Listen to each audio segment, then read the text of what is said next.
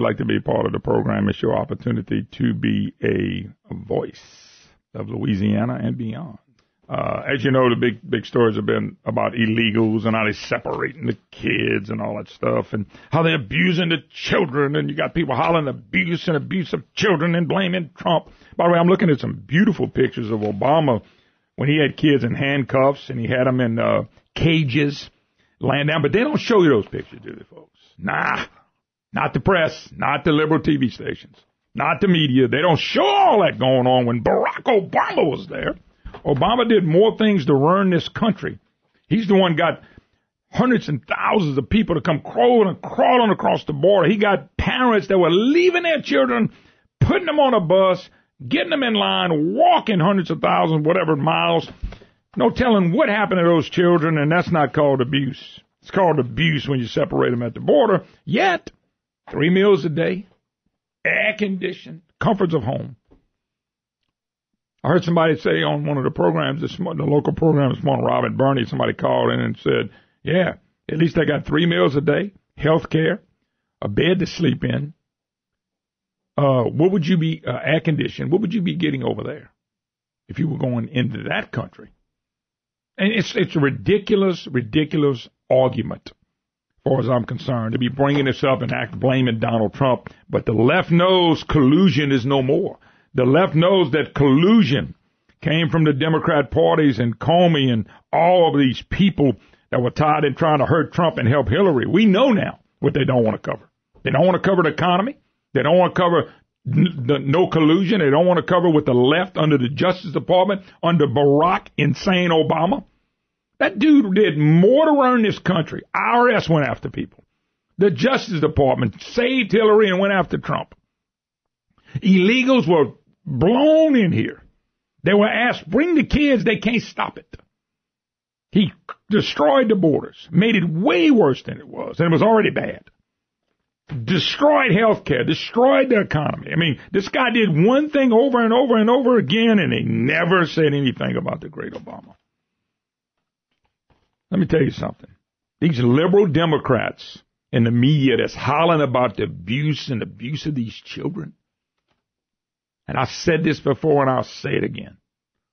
You go to any inner city in this country and you go let them film what goes on at night, the abuse, the drugs, the dope, the sex, the rape, the killings. You want to see abuse laid out and put out by the Democrat Party? Go to the inner cities. Go look at what goes on inside the deep in the heart of the inner cities at nighttime.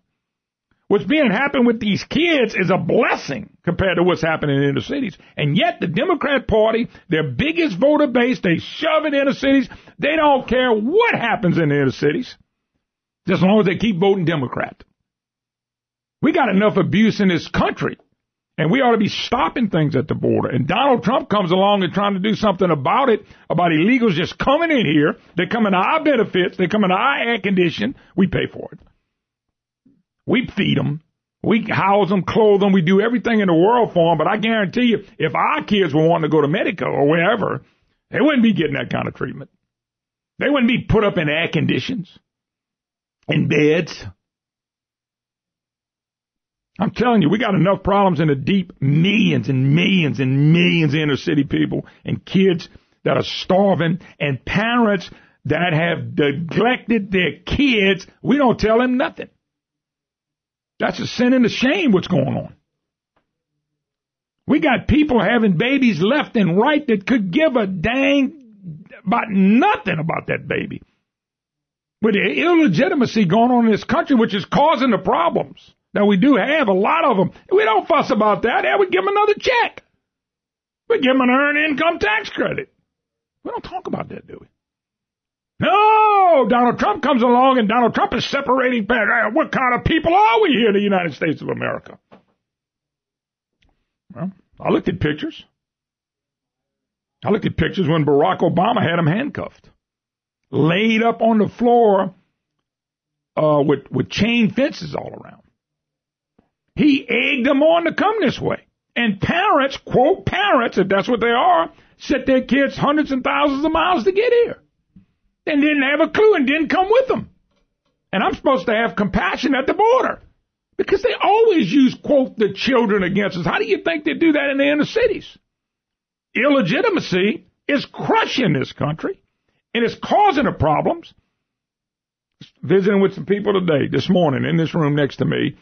If you have a baby, a mom and dad has a baby, if a man and female get together and have a baby, it's their responsibility to raise them, to feed them, to clothe them, to educate them.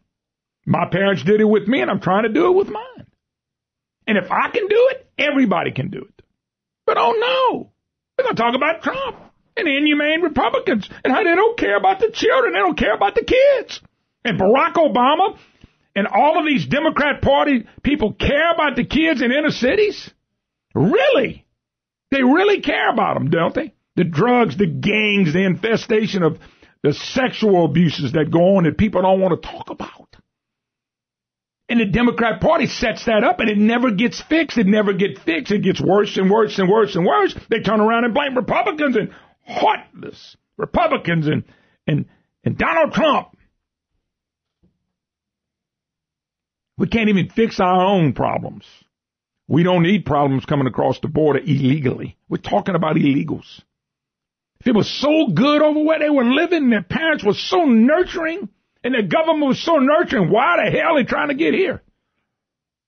We let them jump the argument because the FBI and what the FBI and the Justice Department did under Barack Obama and what they tried to do to Trump, collusion mob, boop. It's just totally ridiculous. You know, people leave their kids all the time. We got people that are in the military that go for weeks, months, and years sometimes and don't see their kids.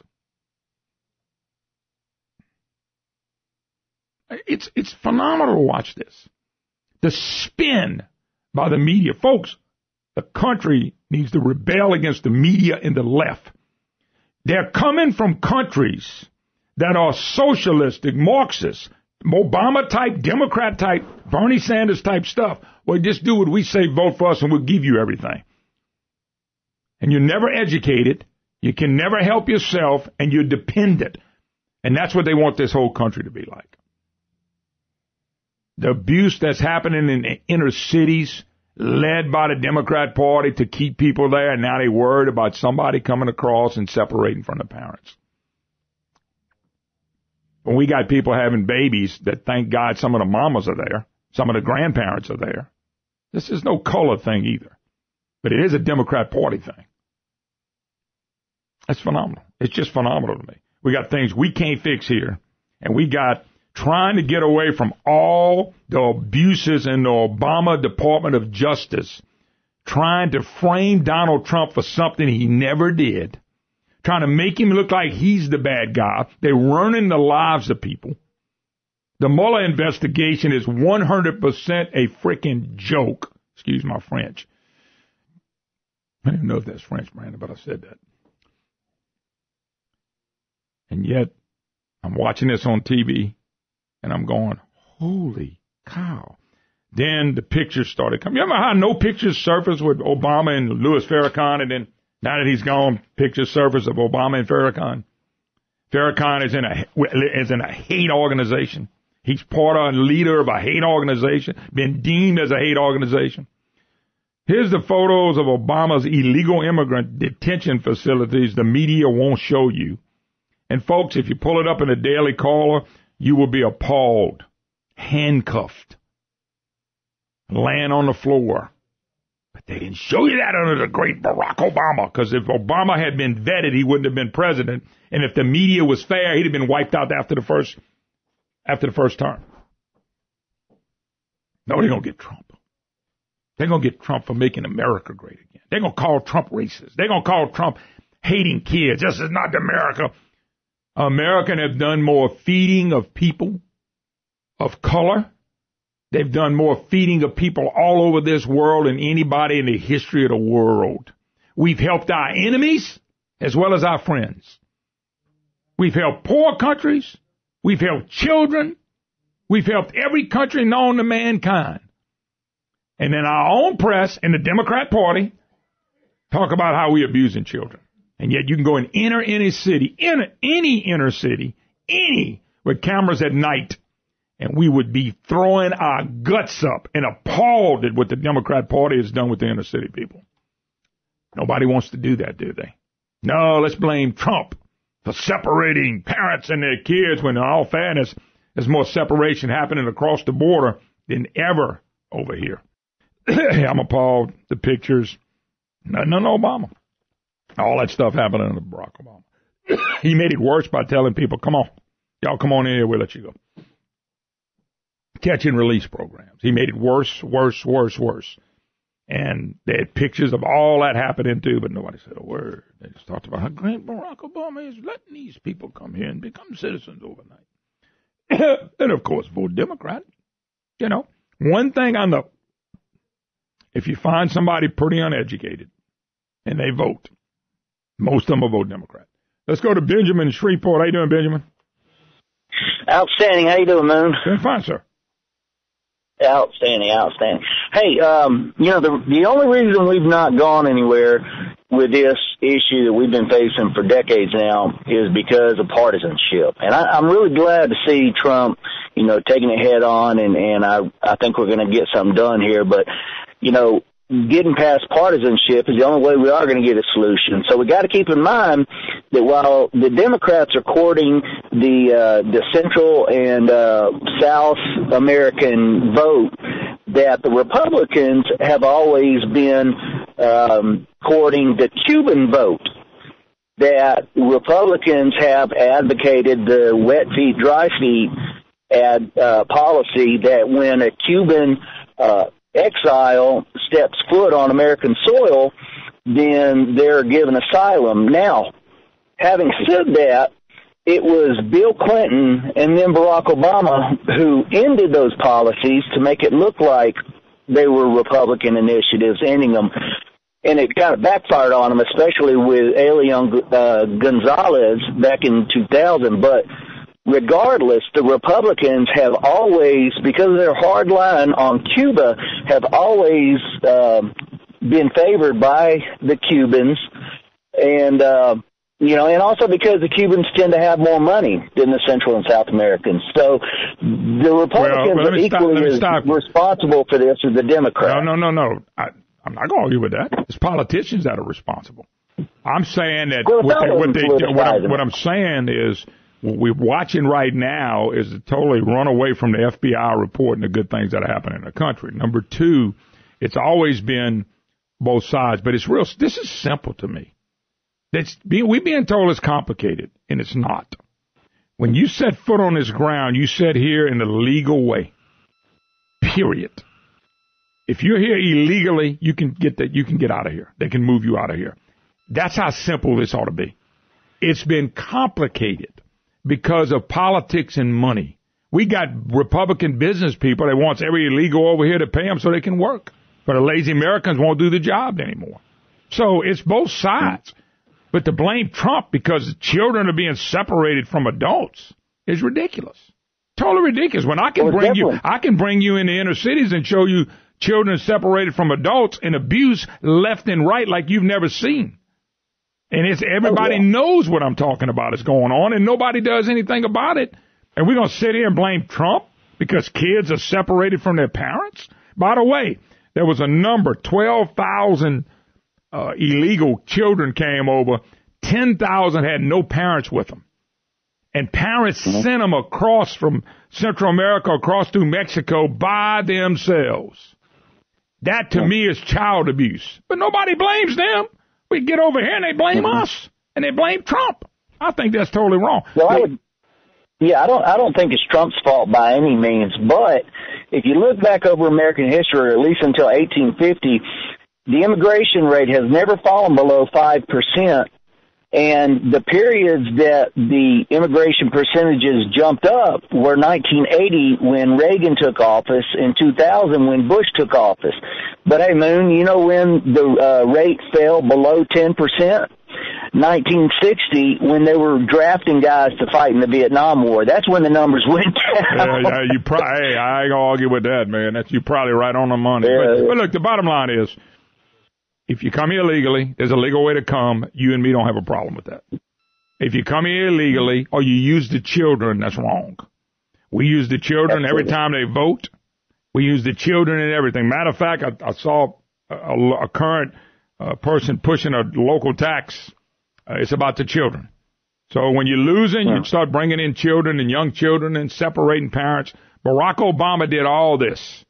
Never a picture. Barack Obama was best friends with Louis Farrakhan, who heads up a hate organization. Never a picture till he was gone. Those things frustrate me. The press is trying to twist this. Hell, you got a better view of it than they do. You got a lot better view of it than they do. And this has been a problem. This is Republican, Democrat. But don't blame just Trump when Obama encouraged send the children there. They knew when they send the children, that can be an argument. Who wants to see a child separated from the parent? Who doesn't want to see a child eat, room and board, get educated? Nobody would say, I don't want them to. But I don't know if our tax dollars should pay for any of that. Oh, let me ask you a question. You think a child's better off over here in a nice warm bed with 3 meals, probably some ice cream in between, and a bed to sleep on, and health care? Or would they rather be right on the other side of the border where they're not getting any of that? They're not getting a dang thing. They're lucky they don't die. Because their countries over there run their countries like Democrats want to run our inner cities. Very similar. They want us all to be like that. And I don't understand anybody falling for that crap. Anyway, got to go, Benjamin. Thanks for the call. Brandon's pointing at me, flipping me off, doing whatever he wants to do. All right, 844-766-6607. Hickson has a hotline. Your calls are welcome. We'll take a break. Be right back. Hi, y'all. Welcome back. Moon Griffon Show. Great to have you with us. 844-766-6607. Hickson has it hotline. If you'd like to be part of the program, your opportunity to be a voice. All righty. Let's jump gears. Mr. Danny Ordwin joins us. First South Forum credit. Danny, how you doing, bud? Hey, good morning, Moon. Man, it is good to hear from you, man. Ben Sheets ain't said nothing bad about you in at least 2 years. Oh, well, I'm safe, I guess. I don't have a crosshair on me. I just don't get to see him as much. That's probably why I didn't say anything. Anyway, well, maybe it's because I'm talking to him a couple times a week, so I'm winning him over, I guess. Nothing wrong with that. Anyway, Danny, great to talk to you. Of course, First South Forum credit. What a great company, and a company that's out there helping a lot of people get what they want, and it's people they want to reach for dreams, and they're interested in land for different reasons. Talk a little bit about what y'all do for people that are looking for land, need to get it financed, maybe looking for land that they hadn't found what they wanted yet, maybe have that perfect land, but you guys do a lot to go in and help them discover a lot of stuff on their land they may not even know about.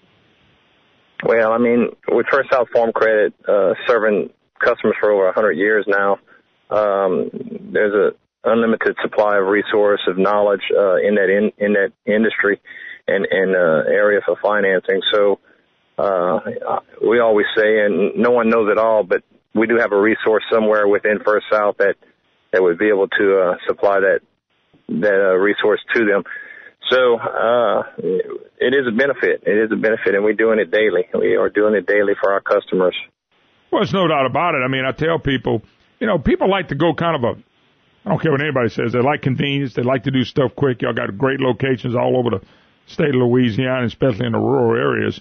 But people like one-stop shopping places. That's who we become now. They want to go one place to be able to get it all done. That's kind of what y'all do. I mean, you can take them from the start to the finish. You can help them find land. You can help them go on their land and see what's on the land. Maybe they want it for timber. Maybe they want it for hunting. Don't y'all consider yourselves kind of a one-stop shopping place? You can help them with the loans, things of that nature. Yeah, from start to finish, we'll take that ball from that customer. We'll touch base with their attorney for title work if they don't have one. We have a number of attorneys that they can choose from. We've serviced the larger land tracts, the larger timber owners. We'll service that 40-acre piece. And even our rural home sites, that 10-acre piece of land that someone wants to buy and they're not sure when they're going to build. It might be in a couple of years. We can finance that as well for about 15 years term, or if they want less, we can do it with a fixed rate that's not going to move on them. And we now are integrating a secondary market within our program that's we're slowly rolling out, that once they we do that construction loan. We can do the construction loan on that 10-acre piece and then roll it into that secondary market, and they can get a really low interest rate whenever they build their home on that piece of property. So it is a one-stop shop at First South Farm Credit, and a number of professionals that are more than willing to serve and help those customers. By the way, they can go online, they can go to the website, find out all the great locations that they have, because they may be closer to a First South Farm Credit office than they think they are. I know people do stuff online, they do use telephones and things of that nature, but you're normally close enough to walk in the office and be able to talk to somebody. Or I know you guys, and what y'all do, y'all will go to the property and start it right there if that's what you need to. We will, and that's something that we take pride in, and we actually love doing is going out there and seeing that piece of land that they looking at buying and talking out the situation. We'll even bring the paperwork to them at their home on the hood of a truck, or they can come. We have a brand new office that in Southwest Louisiana, and a number of offices throughout the state. And my office is in Southwest, and it's going to be right there in Lake Charles, and we're excited about that. So we welcome all to come in and just see our new location as well. I was going to ask you real quick, do you have your new location up and running? We are. We're not full blown. We're waiting on some flowers. Mm-hmm. But we are open, and the doors are wide open from 8 to 4:30 Monday through Friday. Now, where's that location at, Danny? Yeah, that's going to be off of East McNeese Street. Okay. In Lake Charles, right next to the Jeff Davis Bank and Lighthouse grocery store. It's a new development in Morganfield development in Lake Charles. So we're really excited with the building. It's a beautiful place. We're hoping to have you as a host on our grand opening once we get a date settled in there. Sure, we're gonna come. We're gonna come to that. Yeah, it'd be a great venue. Actually, my kids playing ball in McNeese State University this weekend, so I'm going to be in Lake Charles the whole weekend. So looking forward to coming in. All right, real quick, give out how people can get in touch with you. Phone number, email address, whatever. Yeah, no, they can email firstsouthland.com or my email at dardwin, ARDOIN, at firstsouthland.com. We have a 1-800 number online that they can sure. reach. Or any other resource. So we'd be more than happy to for them to reach out to us. All righty, Mr. Danny Ardwine, thank you so much, bud. Appreciate it, and good luck. All right, Moon, thanks for having us. All right, bud, no problem at all. Looking forward to it. By the way, they're going to have a grand opening, and we're all going to be there to do our show from that grand opening. Hi, hello, welcome back. Moon Griffon Show, great to have you with us. 844-766-6607. Hickson has that hotline. Bernadette's sitting in for the vacationing. Brandon went on a 40-minute vacation. I actually had to take care of some personal business, so Bernie was kind enough to step in. I like you, so I said okay. He likes to step in and then step on. So, I mean, it kind of works out both ways. Anyway, Bernie, thanks for doing that. No problem, sir. All right, I owe you lunch. No. I'll take care of you and Chief and feed y'all one night. Chief will be happy. You'll make him happy. You won't have to cook, but I'll be good. I refuse to cook. You just have to tell me what you can. Chief cooks, though. He is like a MacGyver. No, he cooks. He does. He loves to cook. Yeah, I know he does. I talked to that many times about it, but he said he really does love to cook. And it's a good thing because I love to eat. So it kind of works out. It works out like that in my house. Well, I don't want to kill him, so I understand. All righty, jump gears. Lionel Rainey joins us, consultant for Louisiana House GOP delegation right there in Baton Rouge. Lionel, what's up? Hey, good morning, Moon. What's going on? Well, good day. But, I'm going to start you off with a little bit of a tougher question. Are you as disappointed in me? And I'm just asking now. You might have to put a spin on this. I hope you don't spend too much. There's a lot of Republicans pushing taxes, and I got it. And I'm not a Republican, as you know. And the reason I'm not is for stuff like this. There are a lot of Republicans that are pushing taxes, and it worries me and scares me to death. I just want your comments on that because you see the same people. Yeah. You see the same people doing it too. I just want to know are you frustrated about any of that, or is that the new way we do things? No, I don't think it's a new way we do things, and I'll tell you where my frustration lies. And I disagree a little bit with what you said at the beginning, which I think may be one of the only times I've ever disagreed with you. No, that's okay. You need to really, because you need to, but it's not really. Here's the when I firmly believe, and I think the majority of the Republican delegation, Republican House members believe we have a spending problem. Not a revenue problem. Mm-hmm. And my disagreement is that that they're not trying to do something different. If you just look at this legislative year alone, there have been dozens of spending reform and bills for everything from a bill that would allow legislators to be able to see the books and see exactly how departments spend their money, to spending caps, to being able to go in and into the Medicaid system and to let the legislative auditor go in and audit the Medicaid rolls to find the maybe $100 million plus in fraud, waste, and abuse. So there have been dozens of bills that have been filed that have been killed by this administration all year long, and since he's taken office. Now, on top of that, do I want to see taxes? I don't think any, or very few, Republicans, certainly not the majority or the plurality of them, want to see taxes. But the problem is in the way that the governor called this session. The Republicans specifically asked for three things in his call. That was to sign the checkbook bill, which he did, and the other two were to allow for a spending cap bill, which is desperately needed. And the third thing was to allow for the legislative auditor to give him the ability to go into any department that expends taxpayer money and audit that department for fraud, waste, and abuse. You would think that is a simple thing to ask for. The governor denied both those, and the governor gave him the only option of raising taxes. Now, here's the problem. Do we have enough money?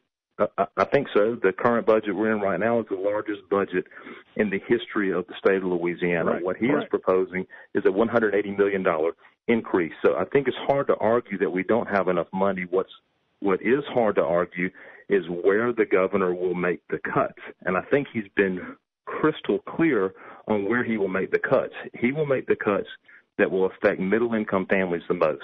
He's not going to go in and cut fraud, waste, and abuse. He's going to go in and cut community colleges and cut TOPS and cut hospitals and cut law enforcement. So the situation that a lot of Republicans in are, do we continue to hold the line and let him make these cuts, which will hurt good people, or do we try to come up with a solution? And the solution that they've brought to the table now for the third time this year, which would be a renewal of a part of that penny, and they've moved from 0 to 0.3 to 0.4. And why that matters, a lot of people will say, well, it's just a percentage of a penny. What does it matter? The difference is if you stay at 0.4 or less, you've actually reduced spending. So you're spending less this year when you are next year, which is at least a step in the right direction.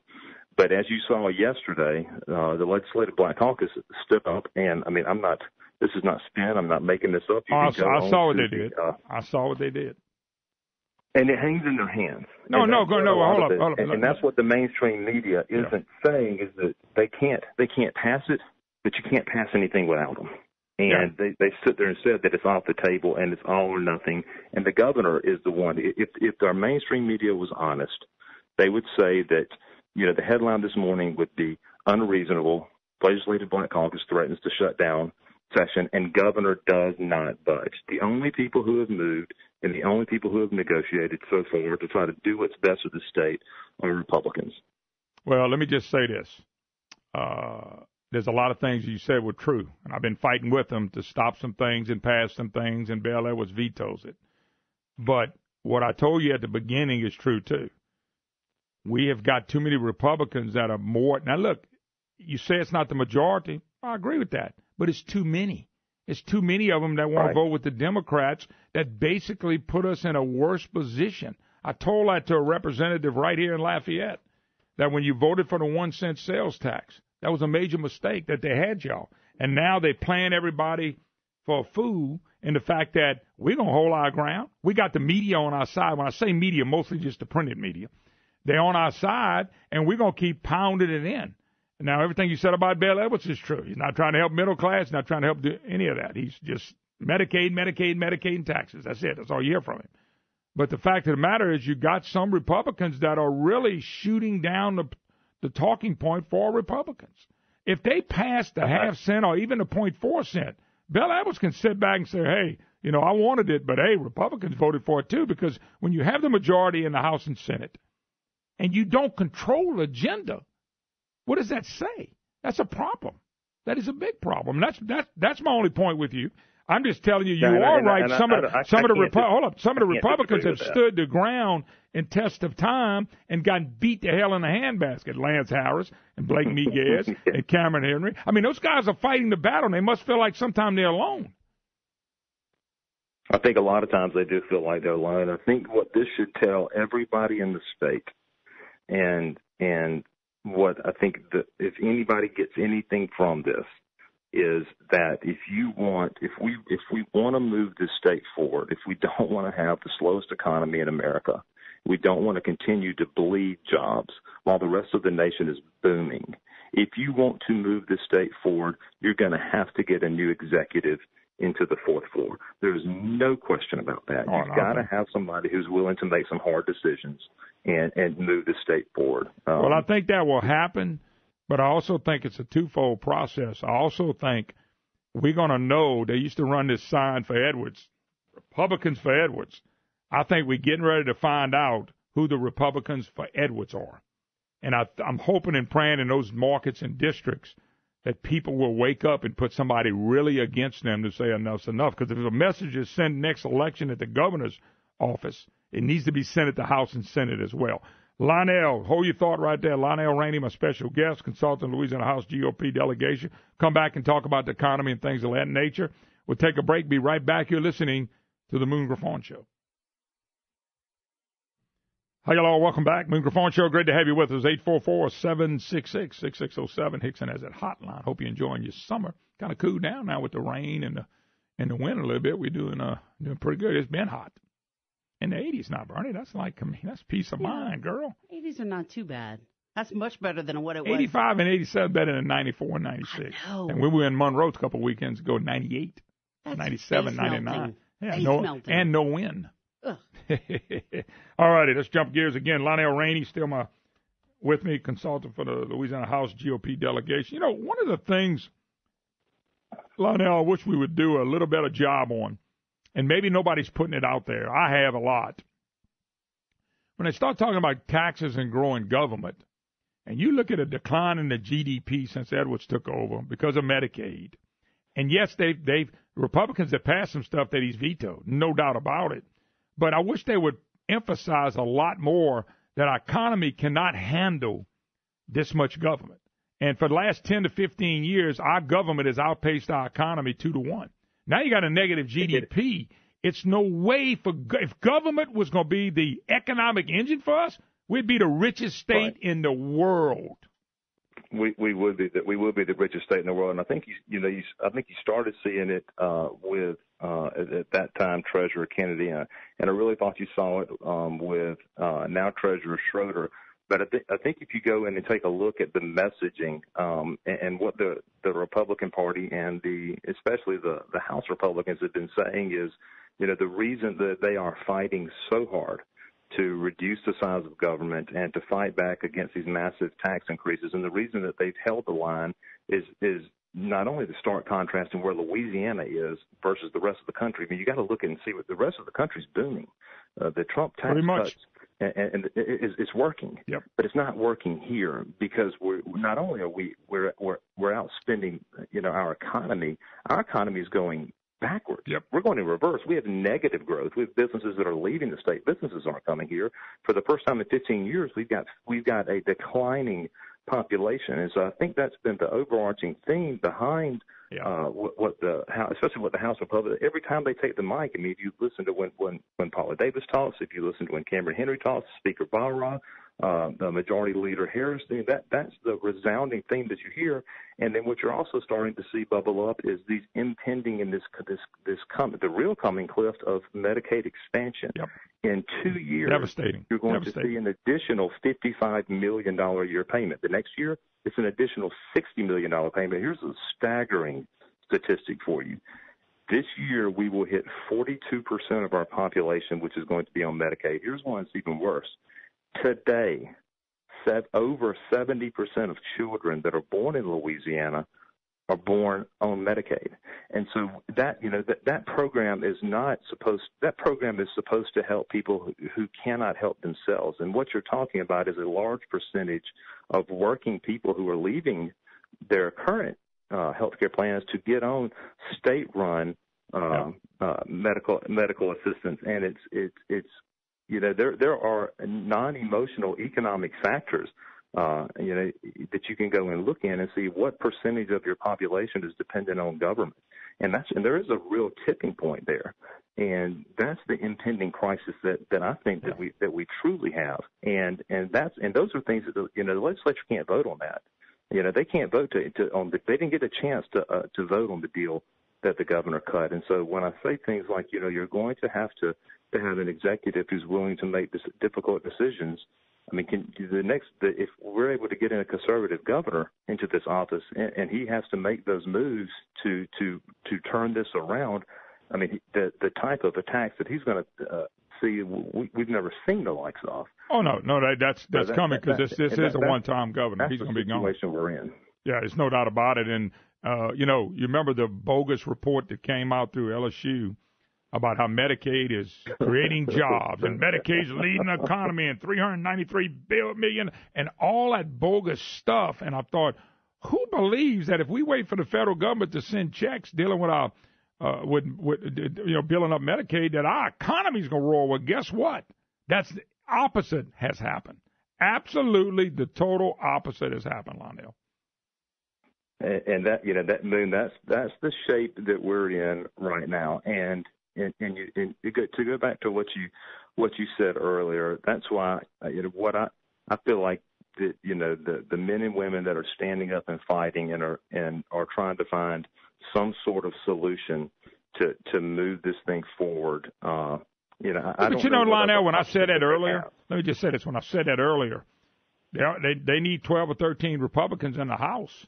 And those Republicans are going to probably turn, which makes it look bad for all of them. I think that's what you're making to me. Moon, we've been fighting a good fight, but we got some of them in Republican name only. And I just wish the party sometime would say, we got to take a couple of our guys out because these people are not on our side. I mean, maybe they can't, but they need to do it. I mean, we'll see what time will tell if that happens. And what we need to do is have them band together. You see strength in other caucuses in this building because they do come together and they vote as a bloc. Let me throw you a scenario. What if the Republicans stuck together as well and hard as the Black Caucus does? We would move a lot of our agendas forward.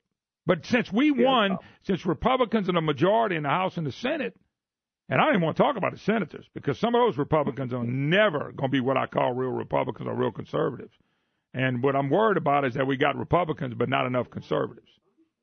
And that's what concerns me, especially on the Senate side, where I'm just telling you, man, his hand rubber stamped with Alario. It makes the party look bad because Alario rubber stamps everything the governor wants, but yet he's a quota Republican. I know he's not. You know he's not. I think that I agree with what you said, but I think that makes for an exciting year next year because I think you're close. In both houses, and you imagine what you could do if you had a conservative governor in there. And, you know what else I thought of too? Thank God, and I'm gonna give the House Republicans credit. Thank God, Taylor Barra is the Speaker of the House and not Walt Leger.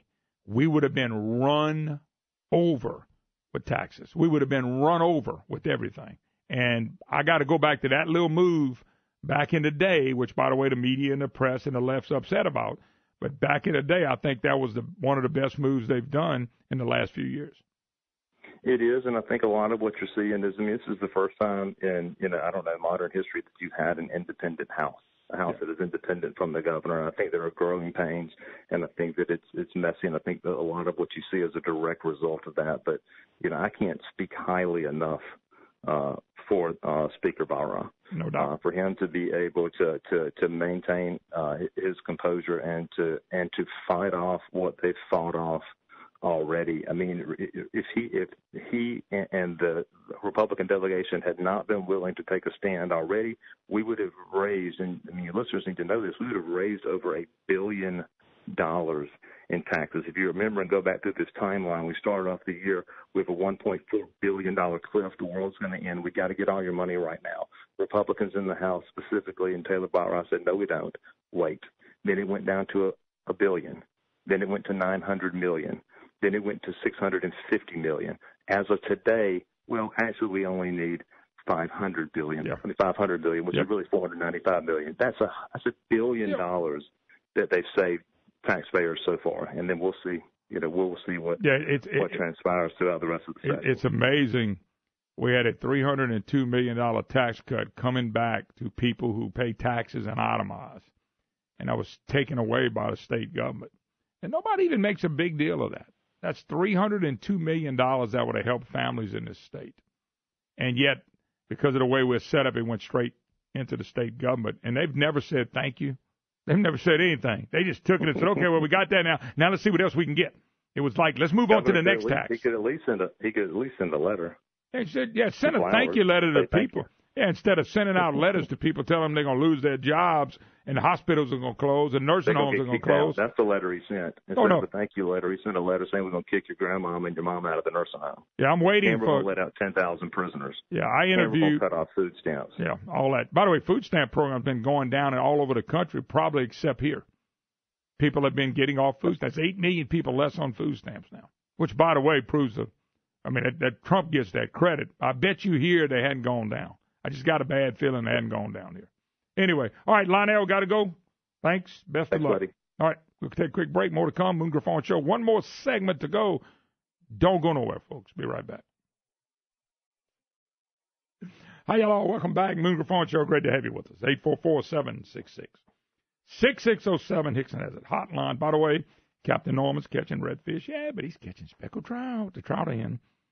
If you're dying to go catch a speckled trout and redfish, give Captain Norman a call, folks. Check him out at A-Spec Charters, aspeccharters.com. And Captain Norman would you can take a group of you. Maybe you've never caught a redfish. Maybe you've been wanting to take someone special on a trip. Maybe you're a customer and you a client. You want to take customers or whatever. Captain Norman can get multiple boats and get you taken care of. Here's his cell number. How about that? 337-884-0656. 337-884-0656. Captain Norman Reese at A-Spec Charters. Hey, I fished with him. You're going to have a great time. By the way, before we go to the phone lines, Jeremy often interviewed John Breaux. So they asked John Breaux a question about the legislature. Then they asked him about running for governor. You remember? He invented announcing for not running for an office that he didn't hold anyway, which I used to fall out laughing at. Last time Breaux was going to run for office, it was day 59 when he finally announced he wasn't running for office. I counted it.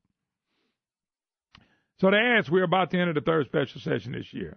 And by the way, they were asking him about Congress and all that. And you talk about Mr. Compromise. This is Mr. Compromise, John Breaux. What are your thoughts on the current political situation in Louisiana? Quote Breaux. Well, I think the state level is mimicking Washington more than ever before in the sense of being very partisan and divided.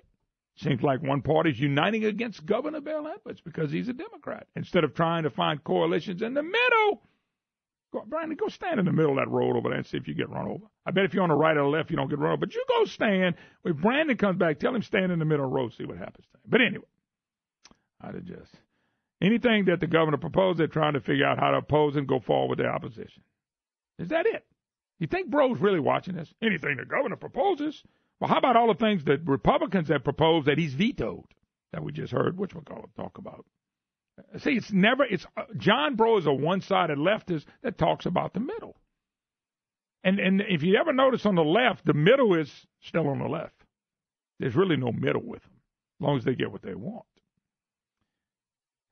He says it's clear you cannot continue to cut education and health care in the state and expect the state to advance economically and attract new industry. Hey, John, boy, the spending in the DHH is up not by hundreds of thousands, not by millions, not by 100 millions, billions of dollars. Hey, John, did you know the state budget was up $4 billion since Edwards took office? I bet Bro don't know that, folks. He don't want to know it. He's never followed what happened in the state. He said they're looking for states to locate in that have good health care systems. This is talking about industry and people. He said they're looking for states to locate that have good health care system and good education system without any revenue increases to meet the needs of those areas. We're going to continue to slash health care and education, two of the most important things that state government can participate in. By the way, folks, companies are not moving to places just for education and health care. Companies are moving to places where they can make money. Companies are moving to places that they can make money because they know if they move to a place, people that are educated will come. If they don't have an educated workforce in Louisiana, they will bring them from Texas or Arkansas or wherever. Nobody's saying, well, let me look at the healthcare. Let me look at government healthcare and education, and that's going to determine my move without having a good job, bro. Typical leftist. This is my favorite one. L.A. politics. Mr. Bro, you thought about running for governor. He never has thought about running for governor. This has always blown my mind away. John Bro has never, ever, ever considered running for governor when he went to Congress and the House and the Senate. For 30-something years. He never considered running for governor. They used to throw that out there, hoping he would bite it. He never would have been in a position where he had to make a real decision, and it would have been held accountable. He never has, and he never will. So anyway, they asked him, you thought about running for governor, Bush, by the way, did. I am sure you've seen where U.S. Senator John Kennedy has said that he's thinking about running for governor. What do you think is a better job, a U.S. Senator or the governor of Louisiana? Bro, I want you to remember now, he was going to run. And he never was. Listen to what he said. Oh, I cannot imagine leaving the United States Senate and being filthy rich. Oh, never mind, I threw that in. The United States Senate, after 1 year to run for governor, in the United States Senate, you're one of 100 in the whole country. You have an ability to affect the national legislation on a day-to-day basis. I think the atmosphere is easier to work in the United States Senate than it would be for governor. He's right. That's why he would have never been governor. He would have had to take a stand. He would have had to take a stand, and you would have seen the real John Bro, the leftist that he was. You would have seen it. He's saying right here he would have never run. He says, I think I would never would have given up a United States Senate seat to run for governor. Yet, his name was always bannered about. Yes, it was bannered about when he retired, but it was bannered about every time the governor's race came up. Go back to Mike Foster. When Foster was running, John Bro's name was out there. When Jendo and Blanco run, they wanted John Bro to run. When Kathleen decided not to run and Jendo wanted to run, Bro's name came up. And Bro was going to run against Bobby Jindal. And that's the last time when I went, let's do a countdown. How many days before John Bro tells us he's not running? Yet he would say, well, I'm thinking about it. He never thought about it. He just said it. I think I never would have given up a United States Senate seat to run for governor. And yet, every year, for about 4 terms there, Bro's thinking about running. Bro never thought about running. Bro never wanted a job where he had to fix something. He wanted to get on national TV, cross his legs, and look dignified. Well, you know, Tom, that's who he was.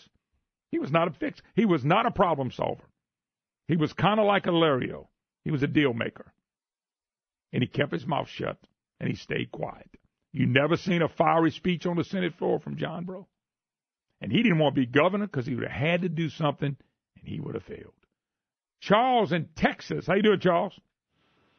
I'm doing good. How you doing? Doing great. I listen to you every morning, and I think we need to get focused back on what's happening in Washington, D.C. I mean, all the Democrats have got us all boiled up about these kids on the border and all like that and how bad it is and jerking them away from their families. Well, you know, you think about the people in penitentiary. I mean, they get jerked away from their kids and put in penitentiary, so what's the difference there? But let me tell you something. They could have talked about this. They could have talked about this when Barack Obama was the president, and they did. They never said a word. Same thing was happening. But the thing about it is, I mean, they've got us focused on all this stuff whenever they need to be talking about these FBI agents that are running around rogue in Washington, D.C. You know, they're guilty. They haven't charged them with anything. They haven't put them in jail or anything like that. I think it's a double standard thing. I think there's a chance Comey and some of those people could still go down, but Hillary Clinton, it's no doubt in everybody's mind she's guilty as can be. Loretta Lynch. It was Obama's Justice Department that did all this. Don't tell me he didn't know anything that was going on, because I don't believe that. I mean, he had to, because they were talking about going up there and talking to the White House. Yep. Well, who runs the White House? The president does. Look, brother, I got to go because I got to make a quick announcement. Bernie, you can help me real quick. KPL Cruise document pickup party is tonight, today, 5:30 to 7:30 at Service Cadillac Showroom, 1212 Ambassador Caffrey. So if you're all going on the cruise, you want to come and pick up your documents, your bag tags, and a KPL cruising jacket. Have you seen that yet? I have not, but I cannot wait. No, it's going to be a lot of fun. And if you still want to go on a trip, Travel Machine, 337-981-7870. That's going to be fun. Oh, gosh. I just can't wait, man. We're going to have the best time ever. You know, when you get on that trip, I don't think you're going to be thinking about work in the news. Are you? No. And I purposefully will not buy the internet package, so I don't have to worry about it. Yeah, and I'm not buying that either. And by the way, Bernie, when I speak in my little deal for a few minutes, do not come because you've heard it all. All right, that's tonight, 5:30, 7:30, Service Cadillac Showroom. If you are on the cruise and have it, come on out and pick up your stuff, and we're going to have a little bit of fun, We're going to have a little party. It's going to be great. A little bit of fun. All right. God bless. See you tomorrow.